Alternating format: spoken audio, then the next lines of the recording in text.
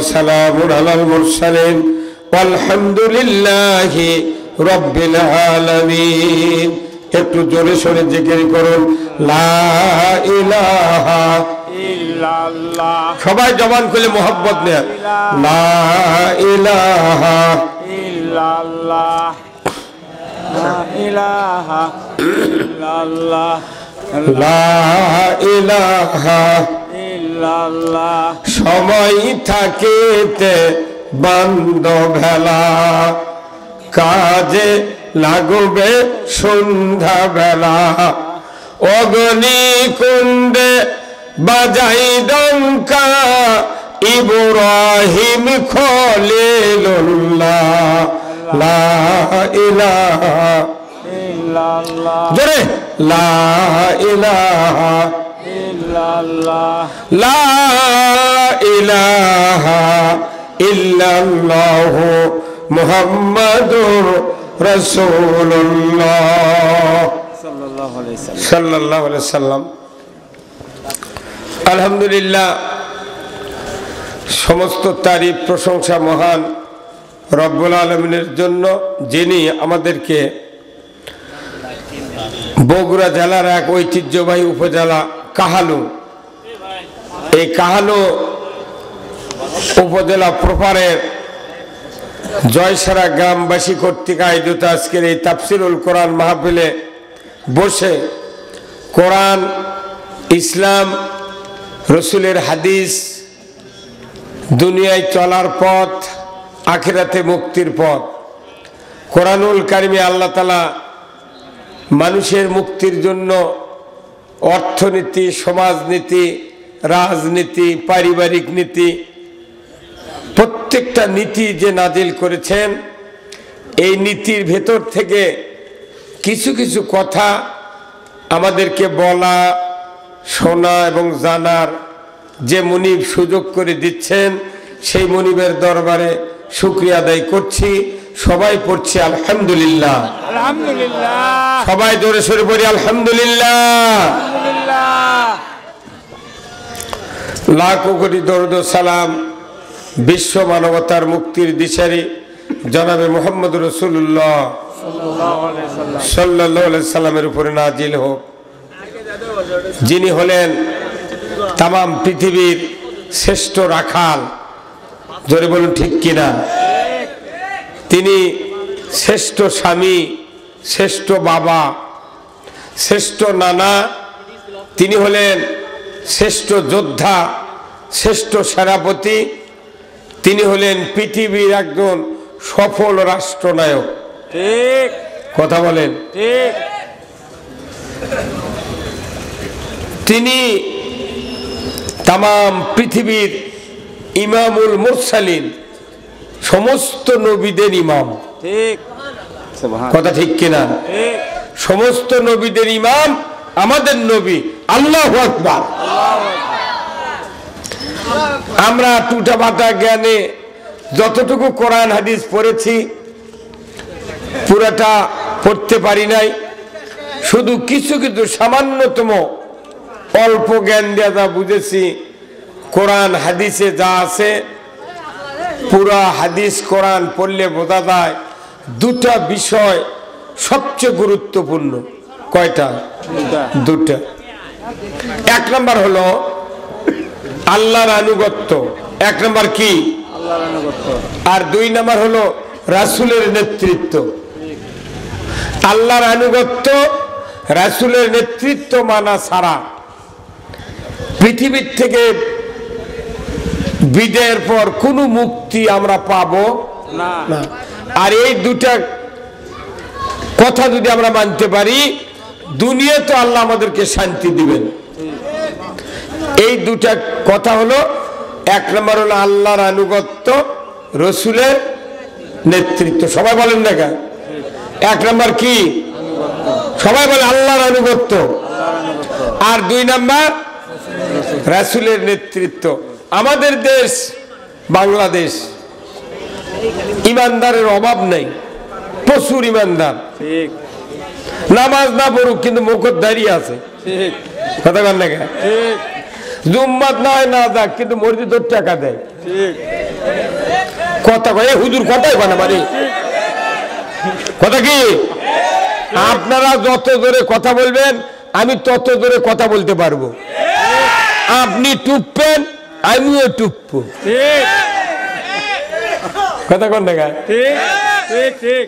তাহলে রাসূলের নেতৃত্ব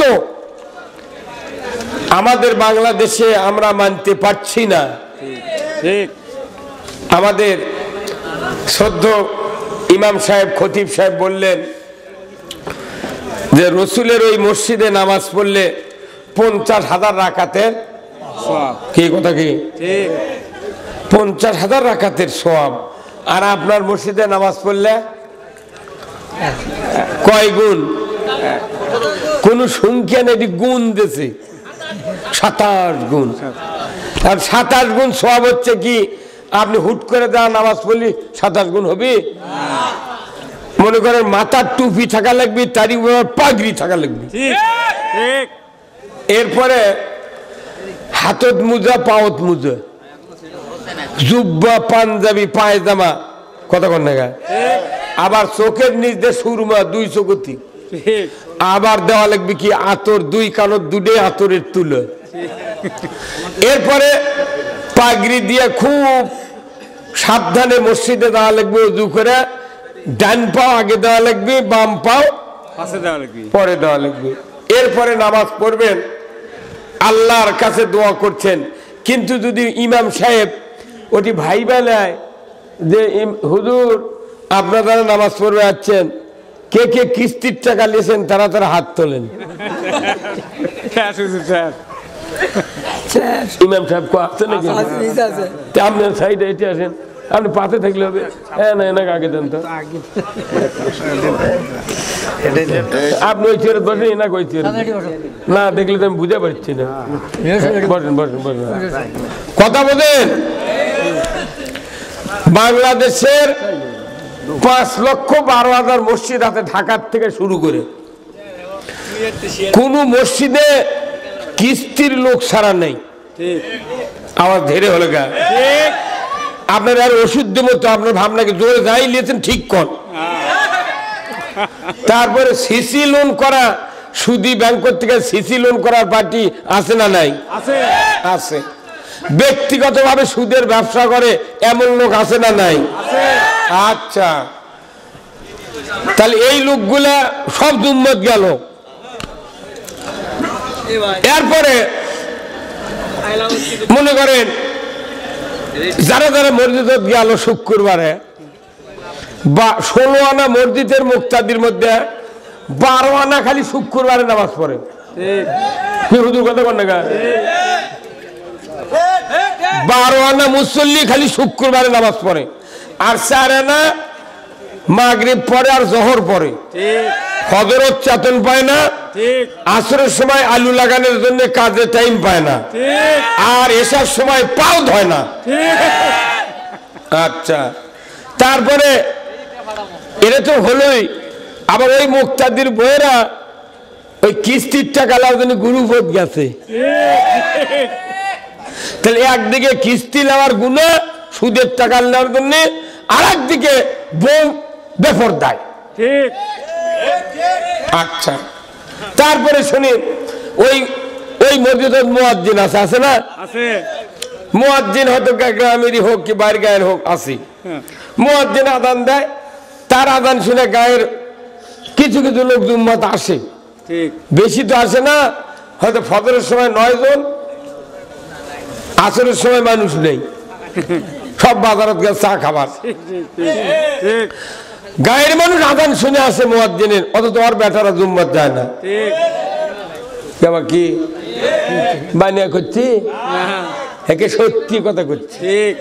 আবার বাপে হজ করছে, ওই হাজির বেটারা ওযুই করে না। এগুলা সমাজের বেদি, এগুলা সমাজের কি বেদি।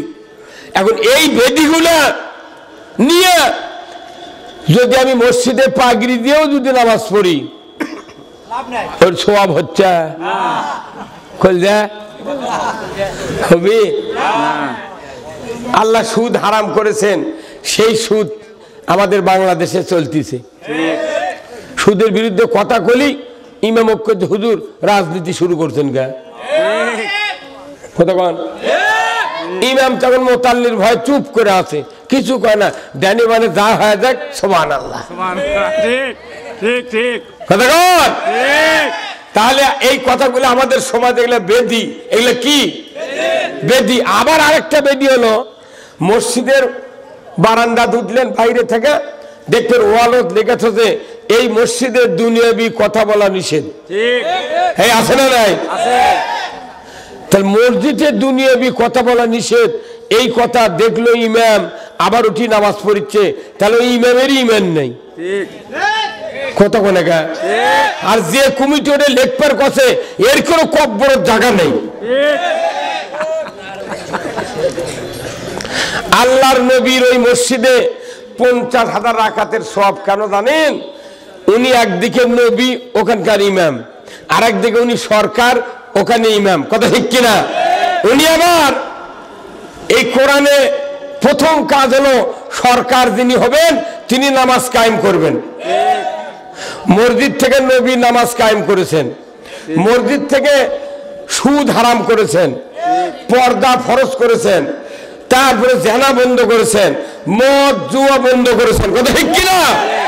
এরপরে লটারি বন্ধ করেছেন, এরপরে গাঁজা বন্ধ করেছেন, দুর্নীতি অত্যাচার নির্যাতন যত কাম ছিল সব নবী 10 বছরের নবুয়তি জীবনে তার শাসন আমলে 12 লক্ষ 12.5 লক্ষ বর্গ মাইল কোরআন দিয়া মসজিদে নববী বসে থেকে শাসন করেছেন। তার মানে একদিকে সরকার ইমাম আর একদিকে মসজিদ হলো সংসদ ভবন। এই জন্য এটি 50,000 রাকাতের সওয়াব। আর তোমার আমার মসজিদে লেখা আছে দুনিয়াবি কথা বলা নিষেধ। তোর সাহস কি রে? তুই এত তুই